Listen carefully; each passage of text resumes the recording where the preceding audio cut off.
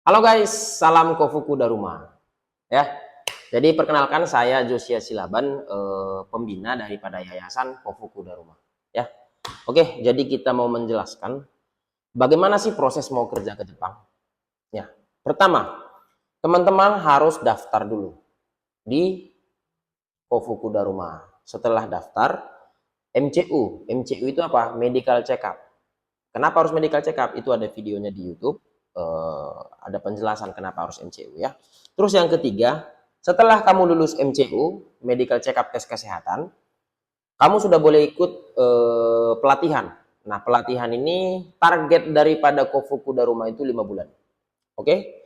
Lalu setelah kamu belajar 5 bulan, sudah bisa bahasa Jepang. Ini nggak ketentuan ya, setelah 5 bulan itu udah pasti bisa, belum tentu. Karena cepat lambat proses pelatihan tergantung sama orangnya. Oke? Jadi tergantung orangnya juga, tapi target kita 5 bulan. Katakan 5 bulan kamu sudah bisa bahasa Jepang, maka kamu ikut antrian job. Oke guys? Nah, untuk ikut antrian job, itu selalu 1:3. Kenapa 1:3? Contoh, pihak Jepangnya minta misalnya nih 3 orang untuk yang akan dipilih. Nah, dari 3 orang ini harus kita siapkan 9 kandidat. 9 lah nanti yang diwawancara, dari 9 ini akan terpilih 3. Oke? Loh, jadi yang 6 lagi gimana? Nggak lulus dong? Ya pasti. Nah, untuk yang 6 ini yang belum lulus akan kita ikutkan antrian job berikutnya guys. Oke, karena job akan silih berganti datangnya. Contoh, jobnya ketahuan nggak job apa yang akan datang? Nggak ketahuan guys. Kenapa? Karena kita kan nunggu job itu dari Kumiai di Jepang. Nah, Kumiai ini adalah penyalur ke perusahaan-perusahaan. Contoh, hari ini turun job pengelasan. Besok mungkin job turun pertanian. Berikutnya mungkin turun job pengolahan makanan. Berikutnya mungkin turun job pabrik gitu. Berikutnya mungkin bawa alat berat. Jadi ketika job turun akan kita jelaskan, kita panggil peserta yang sudah layak bahasa. Karena ketika turun job kan dikasih tahu minimal bahasanya sampai bab sekian. Nah, contoh turun job pengelasan. Ini ada job pengelasan, biayanya sekian, kerjanya di sini, gajinya sekian, siapa yang mau? Nah, nanti dari yang mau ini akan kita seleksi sesuai dengan jumlah kandidat yang diminta. Oke? Setelah sudah terkumpul, kita buatkan CV-nya, kita kirim ke Kumiai, lalu jadwal wawancara. Oke, setelah wawancara, katakan lulus 3 orang, maka progres selanjutnya menunggu kontrak. Nah, di kontrak kadangkala begini guys. Rencana berangkat misalnya di tanggal 15 bulan ini.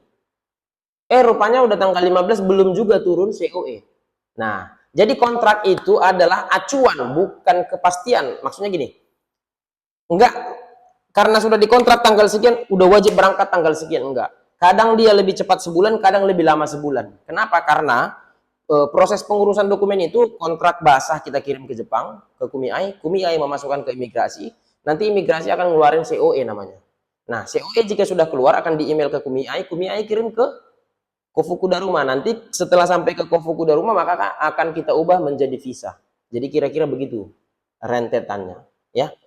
Jadi setelah dokumennya sudah selesai, COE-nya sudah turun, barulah OTW ke Jepang. Oke, jadi MCU itu ada 2 kali, guys. Yang pertama, kamu sebelum masuk LPK. Yang kedua, sebelum berangkat ke Jepang. Lah, kenapa harus MCU sebelum masuk LPK? Tujuannya begini, guys. Agar di MCU kedua sebelum berangkat ke Jepang tidak ada masalah, kita upayakan di MCU awal. Artinya begini, kalau kamu sakit, ngapain kamu masuk LPK? Sayang duitnya. Oke lah, duit bisa kita cari, tapi waktu, guys. Jadi kita kasih yang terbaik untuk para peserta, karena kita anggap itu keluarga ya.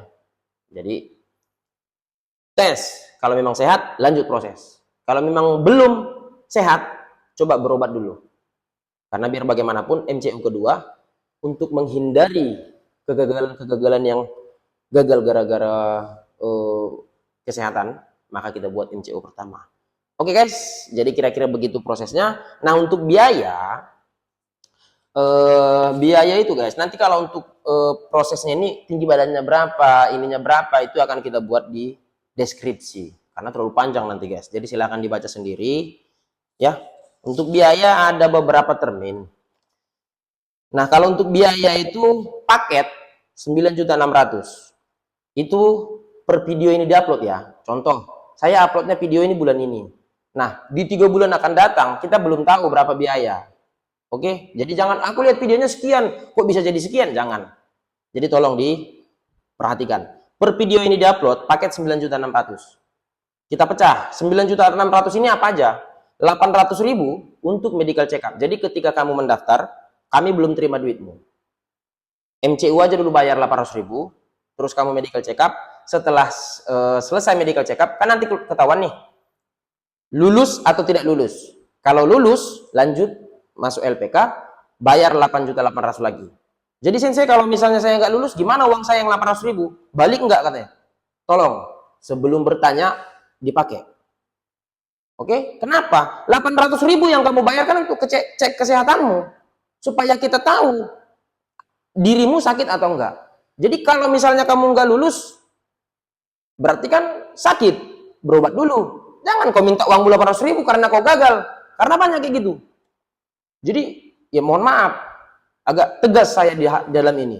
Oke, jadi 800.000 dulu untuk medical check up, lalu 8.800.000 pembayaran setelah kamu lulus kesehatan. 8.800.000 termasuk apa aja? Target belajar 5 bulan. Nggak boleh 6 bulan lagi di LPK Darumah. Terlalu lambat.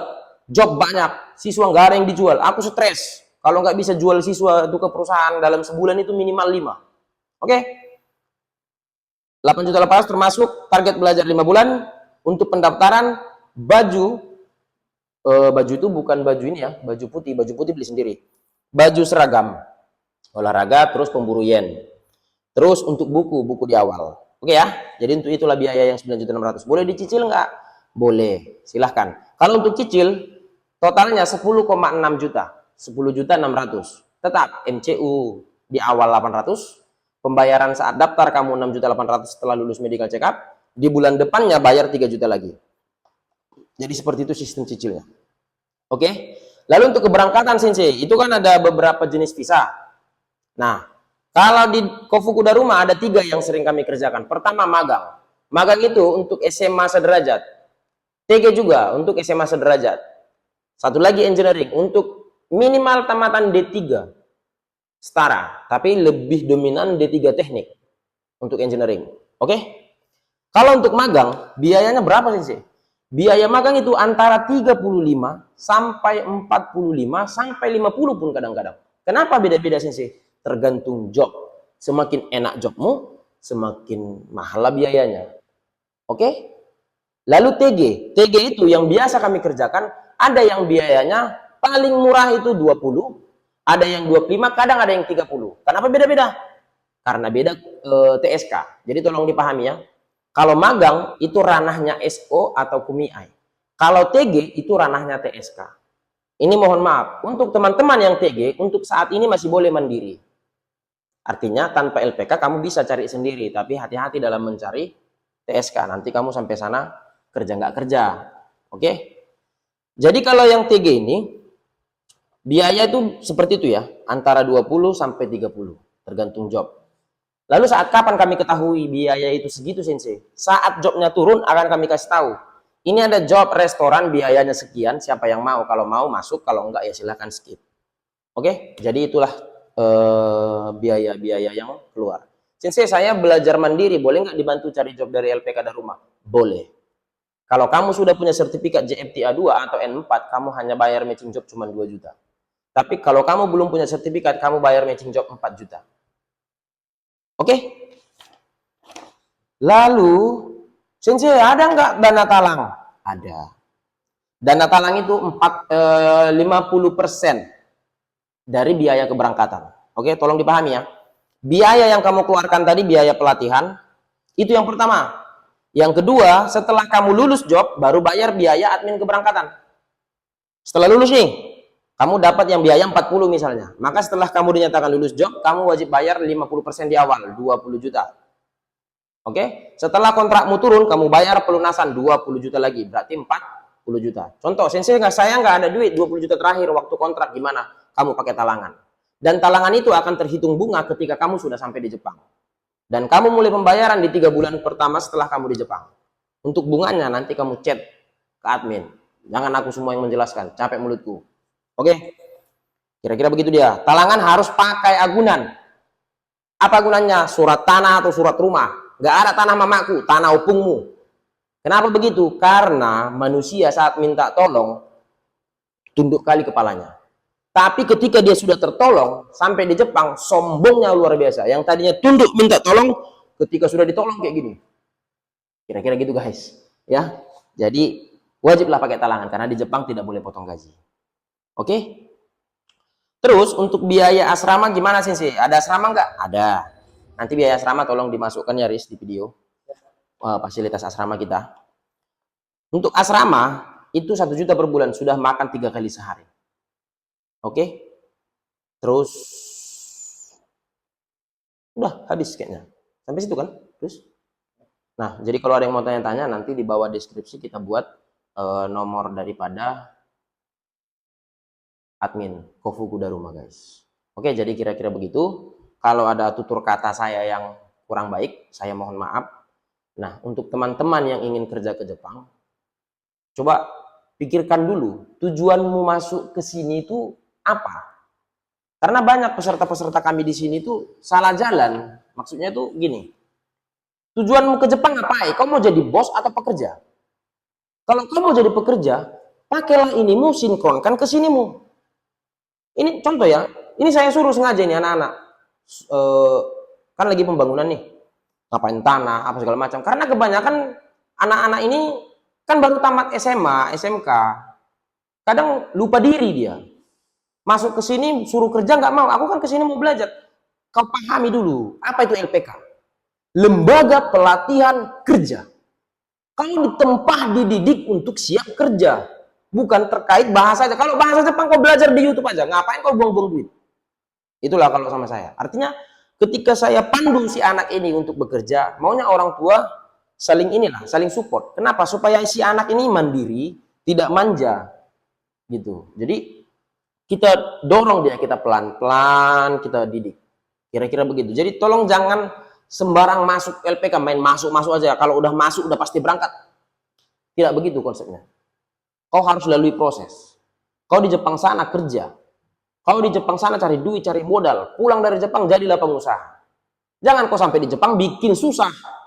Ada tuh beberapa siswa udah di Jepang malah minjam sana, minjam sini. Orang tua sampai nangis-nangis. Nah, kenapa begitu? Karena gini, ketika kita suruh nanti anak-anak ini olahraga, push up, orang tua yang jadi lawan kami. Tujuannya kan kita FMD. Tahu FMD? Teman-teman? Fisik, mental, disiplin. Jadi itu yang ditempah di sini. Nah, kalau memang kalian ingin serius, masuklah ke Kofuku Daruma. Karena di sini kami buat semi militer. Bukan semi militer maksudnya ditamparin, enggak. Artinya dididik supaya baik. Oke? Disiplin waktu, disiplin semualah. Baris berbaris dan lain sebagainya. Selama proses pendidikan di LPK, jangan harap kau putih. Kau pasti hitam, aku sendiri pun nggak putih-putih. Kenapa? Karena saya pun sambil memantau anak-anak. Memang saya nggak mantau secara langsung di kelas, enggak. Tapi di balik layar saya memantaunya. Contohnya bagaimana? Coba tunjuk terus. Nah, inilah cara saya memantau. Saya buat kaca itu one way, supaya saya lihat anak-anak itu pergerakannya gimana. Tapi mereka nggak tahu saya ngecek mereka. Nah, kira-kira begitu. Oke? Jadi jangan salah jurusan dan jangan salah arah. Tujuanmu datang ke LPK, ya coba kasih hatimu. Saya suruh juga kamu ngerjain tanah dan lain sebagainya supaya kamu terbiasa kerja. Nah, kamu nanti berangkat ke Jepang kan ngikutin perusahaan A. Apa mungkin aku yang ngatur perusahaan ini, padahal aku pekerjanya? Seyogianya siapa yang ngatur? Perusahaan toh. Karena saya menggantikan waktu dan tenaga saya ke perusahaan itu agar perusahaan memberikan saya duit.